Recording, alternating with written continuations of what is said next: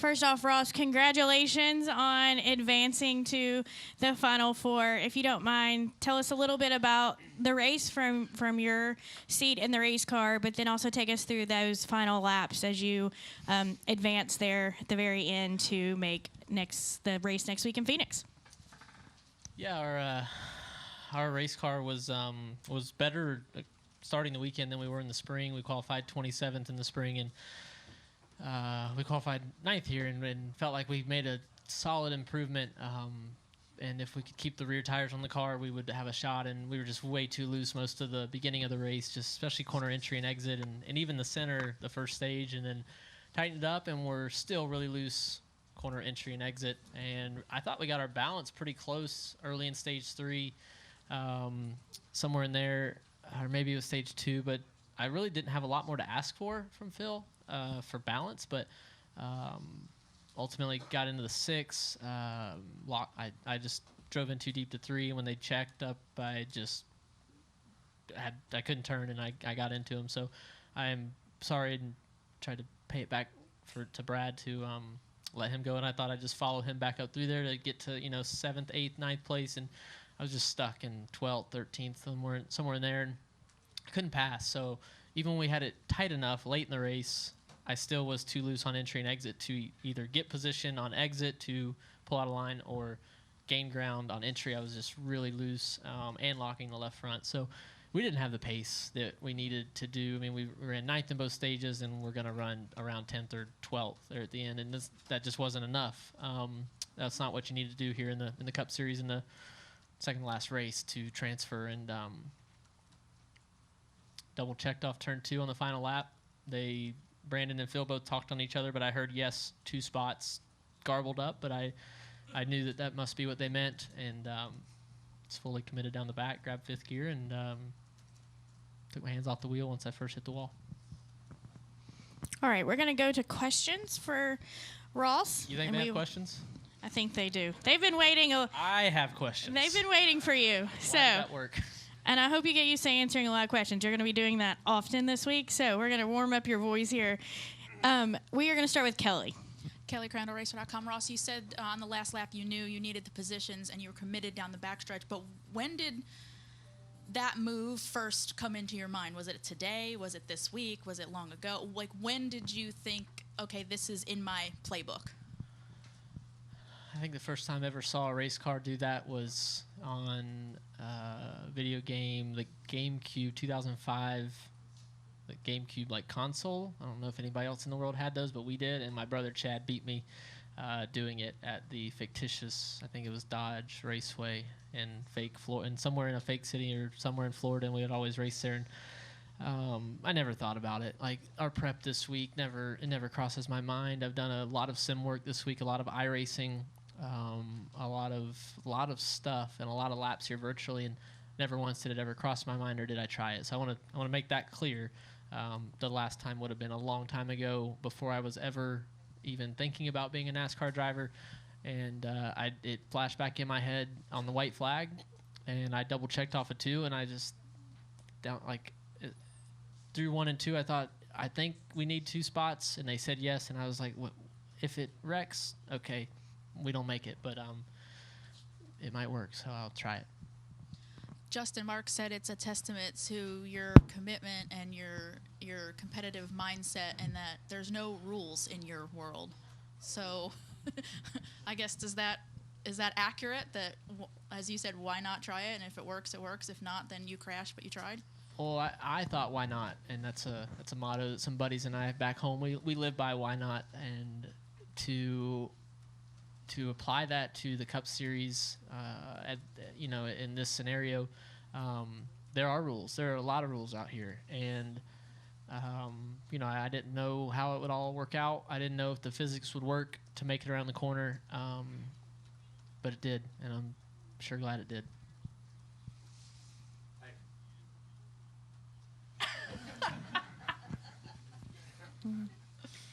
All right, we're going to continue with questions. We'll go to Dustin. Dustin Long, NBC Sports. A few things. Ross, can you just take me through what it felt like and what questions? You said you have questions. What questions do you have after making this move, and just what it felt like that last part to do that? Yeah, so when I came off turn 4, I saw the 11, and I ran in the back of the 6 again. So I knew that it should work, but my brain could not comprehend. My bandwidth was shot when I entered turn 3, and I grabbed 5th gear, and everything went blurry. I couldn't comprehend it, so I had to ask, and I saw Justin and Brooke, our gas man, grabbing each other and celebrating on the big screen in the infield, and I thought that must be a good sign. But yeah, I questioned it, when I grabbed 5th, and I was like, well, it's going now. Like, my foot stayed down. I committed to the wall early, and it didn't slow down, so it worked. I guess, what's the wiring of somebody's mind to point a car into the wall and floor it, grab 5th gear and do it? I mean, that just seems to go against every basic survival instinct. So how do you do that? It was fight or flight, because we were out, and we had already fought trying to stay in, trying all year, right? Everything we've done, the points we've accumulated, and we fought for it, right? The last pit stop was incredible, but the wiring in my head, I'm an organ donor, so maybe they'll study it one day. What does it mean to? I mean, I really am an organ donor, so I think everybody should be.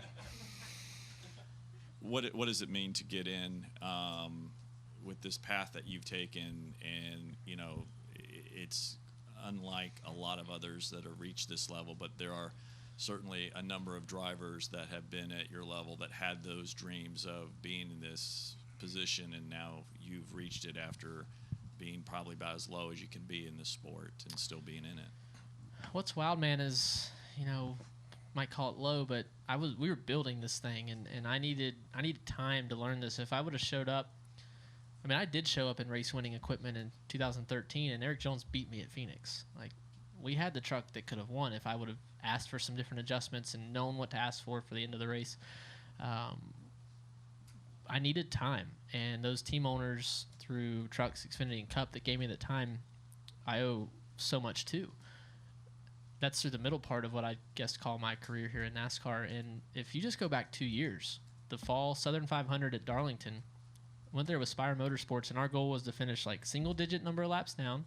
They bought sticker tires for the whole weekend. We had a podcast sponsoring us through T-shirts that we sold that didn't even have my name on it. But I got to go race the fall Darlington race in a Cup car to keep building my notebook, and we won our race. We beat the car we wanted to beat that day. That was 2 years ago. Like, we came back this year, and we had chances to win both Darlington races. Last fall in the 42, we had chances to win the Southern 500. So if you just go back 2 calendar years, I was the guy 5 laps down, 7 laps down, something like that. And those were good nights. Those were wins in our book. And those moments and those nights and those races and those laps are a big reason why I feel like I'm able to do what I can do now. All right, we're going to go to Jeff.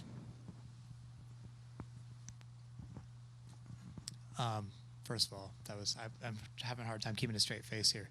But the other drivers, they thought your move was cool, but now some of them are saying, we need to actually get a policy against this ASAP kind of thing, because this could be possible at Phoenix, this could be possible elsewhere. What are your thoughts on a Chastain rule? Like, do you want the door to be closed behind you after this move, or do you want it to stay open in NASCAR's eyes? That's for our people that we have appointed that the sport has put in those positions to make those decisions. Jeff, I'm just not been around long enough to even have an opinion on it. Look, do I want us all coming to the ends of these races and just flooring it? Like, no, it doesn't. No, that's not what we want. But this is a race and this is a competition, and whether you pass them on the inside or the outside, you pass them on pit road or you pass them against the wall. Like, I don't. Yeah, it's unorthodox. and it wouldn't work almost every other time. And the scenario for it to be worth it to work, like that car's destroyed.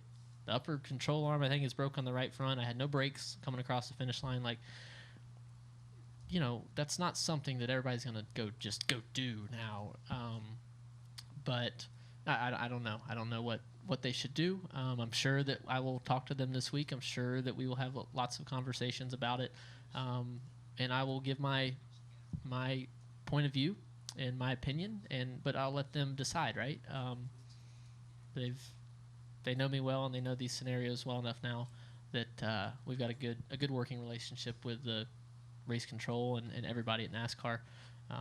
So I'm ready to talk and ready to, you know, help push it forward if we need to. All right, Jordan, go ahead. Jordan Bianchi, The Athletic. One of the things the drivers had mentioned was the safety crossover gate in like turn 4 there. Matt Briscoe said that he thought you were going to end up in his lap. Did you see the gate? Did you think you were going to hit the gate and that you were going to clip it or anything? Like he just thought you were going to be destroyed. Yeah, I did halfway through the corner. I saw it, and I had not thought about that. But look, when I started, just a quick story, when I started racing back home in 2005-06, the front stretch at our 417 Speedway had a 3 steps you could walk from the grandstands and underneath the flag stand to go out on the track. And my dad had raced there 10 years before, and he saw race trucks get wrecked there and rip the suspension off in that hole. It's about 2 or 3 feet wide. And then we were there one night, and we saw a race truck get destroyed and rip the right front suspension off, getting pinched into that hole. So we went up there during the week and welded a gate, and I was there, and like we drilled we bolted this piece on, and then we welded a gate, big heavy-duty steel gate that went with the flow of the race traffic, right, the race cars. And I knew that. It did not go through my mind as I'm bouncing off the wall, though. I did see it when I was in the middle of the corner, but it was too late, and testament to the wall. Whether they change the rule or not, the reality is that you just pulled off one of the moves that's going to probably live on for a long time. You know, passing the grass, all these different things, right? Have you thought about that at all? Like, Sinking in, did we get the track record? Only in qualifying? Yeah. Well, yeah. It's sinking in, and look, it's sinking in that like we did something that no one else has ever done. That's hard to do in just the world that we live in 2022, but definitely our sport. I mean, you just look around these pictures on these walls and look at all the drivers that have been here, and it definitely would not work in a modified, but it worked in a next gen car. So what should the move be called? Passing the grass? This is your move. So what's it I got no idea or opinion. I'll let y'all tell me. I'll check the internet tomorrow. All right. Okay, we're going to take a few up front, and then I'm going to go to the back just to help with microphones. Okay, go ahead. Ross, Anthony Romano, WDBJ in Roanoke. When you consider the way that the last 2 races here finished, and even in recent years, what makes Martinsville so susceptible to these exciting, great finishes in these cutoff races? Yeah, look, our leadership at NASCAR and our partners with our TV broadcast groups, they know what they're doing when they build these schedules. And when they pick these dates and these cutoff races and the different rounds, it's on purpose. And it lives up to the hype every time. And you look at the spring race, single file, couldn't pass. Combination of the car being new, the tire, the weather. This tire Goodyear brought moved around a lot, fell off a lot more from my car. I did not have the grip, and I was hanging on for 500 laps today.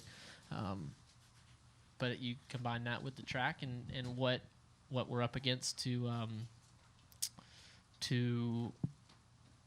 make it to the championship and just have a chance. This track's on the schedule here for a reason, and it lived up again.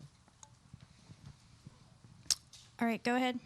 I want up here. If you guys can help me by keeping your questions to one question, I'm going to try to get more people, but we also have a race winner we're trying to get in here too who's currently waiting. So go ahead.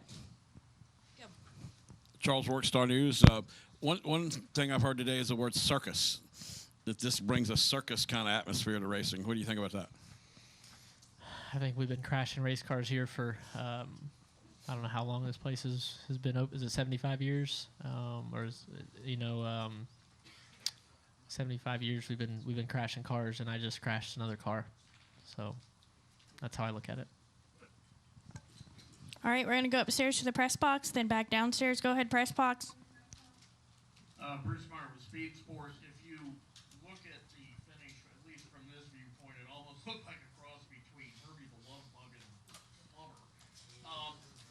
From your viewpoint, the in-car camera looks pretty spectacular. But you had a really good chance to see the video from up top. Yes, you did set the track record according to what we figured out.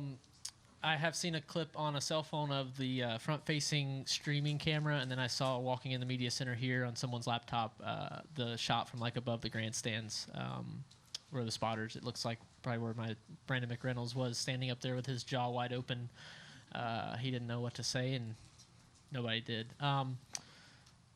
Yeah, I've seen just a quick clip, and I can't believe that I'm the guy driving that Moose car. To be honest, I mean honestly, I can't believe it's me in there.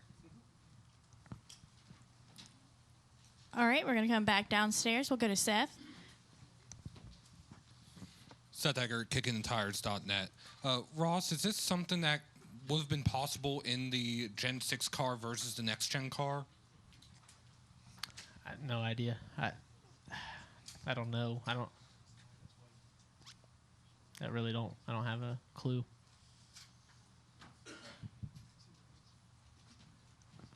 Okay, we're going to go to Michael in the back.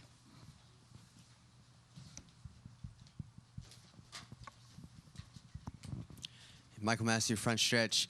Ross, all season, many drivers have said, and many analysts and whatnot have said that you won't make it out the playoffs because you made people mad and all that. But here you are. You made it. Nobody really paid you back or anything. What are your thoughts on that?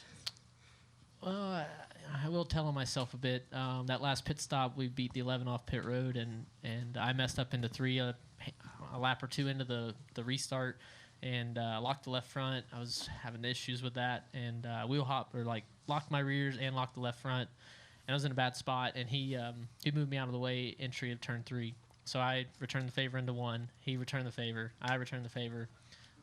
We body slammed off of 4, and Phil Surgeon keyed up and said to think neutral, and I just couldn't see how me being in front of him that I would finish the race and have even a chance to transfer. So he got back position on me, and I got in line behind him, and I thought we are perfectly capable of running with him, and we only have to be within 3 spots, they were telling me. It's to be 2 to be safe. And he just started passing cars, and he passed one after the other to the other. It was, he took me to school, and it's something that I'll never forget, that in that moment I had full confidence that I could match him. I needed, 15, 20 laps of that or less, and he passed 5 cars, and I passed 0. I passed 1 later, 2 later, but I was still too many out. And so that's something that I will never forget, the fact that I had full confidence, and he put on a clinic of passing here, getting everything out of his car. His car is not driving great, but he was able to carry it in that moment, and I couldn't do it. So that is something I will work to be better at. I will strive to be a better race car driver in those moments. I could not put my car in position how it needed to make lap time and to pass people, especially. I could kind of make lap time, but I could not pass, and he could. So watching that was painful. And we had just traded blows, back and forth, a couple times, and it was scary. So everything that I've learned though this year in my career all went into getting us here throughout this entire season, throughout all these playoffs. Like, we are no fluke. This is our arrival, and we have everything we need to compete at this level. Okay, we're going to go to Steven in the back and then up front to Mark. Go ahead, Steven. Steven Toronto, CBS Sports. Ross, I took a look at your car on pit road after the race. The entire right side's all used up. There's chunks of the outside wall and the wheel wells. Is there any future for that car outside of being a museum piece, or is that just going to have to be preserved? Yeah, I'm not sure. That's up for Justin and Ty and Tony Lunders and Darian Grubb to decide. Yeah, look, it was some hard hits. It didn't feel great. So the upper control arms or the control arms might both be broken on the right front. They'll have to take it all apart and measure everything as far as the chassis goes. And we've got a great group with GM and Chevrolet to do that. So the great thing about these cars is that if it's not bent, we can race it next year. It wasn't going to Phoenix either way, so I knew that. But yeah, I'm not sure. Obviously everything that's got a scratch on it is coming off and will never be raced again, and will be spread out to remember this moment, right? The last lap, the last corner. I know that'll be the focus, and I hope that this takes NASCAR to the #1 moment on SportsCenter, right? Like, look, if we're gonna do it, let's go all the way, but let's not forget about the path of Trackhouse to get here and how unorthodox we are. How we took a building in a team, and then we brought in another team to build this team as a family. And we've got more buy-in on the shop floor than I've ever witnessed in a race team. And I'm so proud to get to do it with this group. That we'll spread the bits and pieces left from this car out and try to give everybody a little token to remember this night. Bigger than the last lap, just remember the fact that we are putting ourselves in position to just have a shot at a championship, and that's all we ask for. Thanks, Ross. Yep. All right, we're going to come up front to Mark and take our final question. Mark Garrow, PRN, congratulations, making the Final Four. Your reaction when you talked about a moment ago about looking at the big screen, saw Justin going crazy, but so you do this thing, you bang against the wall, you come flying through there like Superman. When you finally realized, like, it actually worked, right? So you committed to it. You don't know if it's going to work, but when you finally realized it worked, what was your first gut emotional reaction? Complete mayhem in the car. Phil Surgeon keyed up and said, "You did it. We did it. We're in." And it's wild that my brain, thinking back through those moments of what all happened, and I saw the 11 out my window net across the line. I was looking at him, and then I felt me hitting something, and I hit the 6. So I knew it, but it did not comprehend. And then I realized, all right, I need to stay up against the wall in turn 1. So all that time, my radio's silent as far as I remember.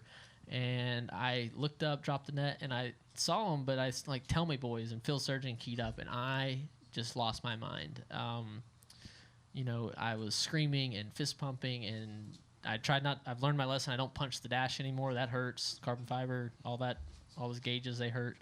But the bars, and I just lost my mind all the way around pit road. And look, I've made a lot of mistakes in this sport, and I've had some congratulations at times when we win and stuff. Definitely Coda, my first truck win, my first Xfinity win. I'm going to say I got more congratulation claps from industry crew and people and mechanics coming down pit road. It was unreal. And so that, whether they were congratulating me for the wildness of it or that they were genuinely happy, I'm not sure, but I'm going to take it that I had more people make it a point to walk out of their pit boxes to physically acknowledge me. That means as much to me as anything. This garage, the word was used earlier, circus. I use the word circus. We are a traveling circus, and I'm proud of it. And I'm proud to be in this circus. And I'm proud of my brothers and sisters that I go to battle with, and they might get mad at me. And that's some of the stuff I've talked about earlier in the years. It's been wild to race against my heroes. All right, they're left, they're right, they're forward, they're back. It's the craziest thing has been when they've been mad at me. So I've had crew members be mad at me this year, and that's the most humbling experience that I've ever experienced. So having more acknowledgement or more smiles my way, and whether it was because it was crazy or not, I don't really care. I'm going to take it. I don't get many from the garage, and just them acknowledging that, and whether it was good or bad on their end, they acknowledged it, that they smiled and gave me a thumbs up, and I'll take it. All right, Ross, thank you so much for joining us. We wish you the best of luck next weekend in Phoenix. Thank you. Thank y'all.